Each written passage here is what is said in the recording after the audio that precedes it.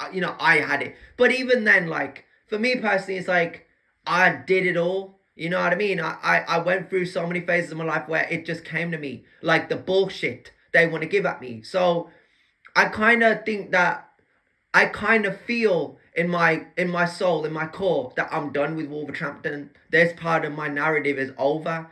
And I still live here and live in delusion, and I compromise, and I look at it and I go, why? And I and I think that the honesty behind it is, I can't eat, I can't sleep. And when I try to eat, I'm forcing myself to eat, and I can't eat.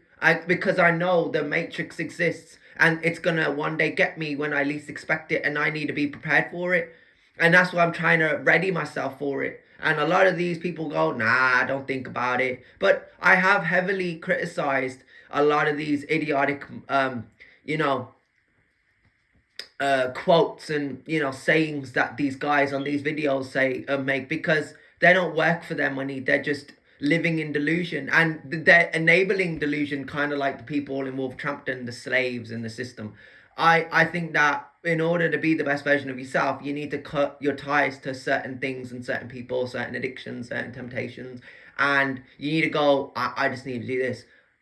I was asked a question recently, if these things that I would have had access to, like hobbies, like let's go fishing, let's go canoeing on a boat, around England, to stadiums, concerts, quad biking, go-karting, dirt biking, motorcycles, cars, events, charities, just to get out of the house as a family. I think that would have impacted me more and benefited me more. And I think what I wanted to do from a young age wasn't just so around my family, because I was always close to them, my relatives, but I was more so close to, I get emotional whenever I talk about this, but I was close to my cousin. And I think when he kind of disappeared, when he kind of, no, he's still around, but like he lives somewhere else, and I don't know, I haven't spoken to him in years, but he relocated, and he just lives his own life now, and I wish nothing but the best for him.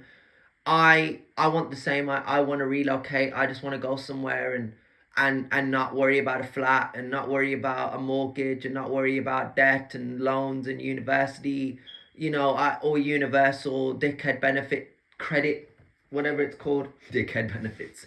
But I don't have a luxury of worrying about it, because it's not my business. Yeah. I'm here to, put the work in. I pick up the pen and I put my mind to work. And that's why we're different. We're solar opposites, because, I do what I do.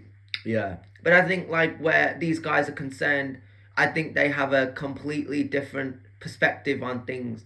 And when you realize to yourself that no one is truly changing, or, putting their like, mind to work. No, like, they're not showing themselves, that they really are there and they're present and accounted for. I think that's kind of why you need to cut your allegiance or your ties or whatever you have with them. Just cut it off, and you'll feel better.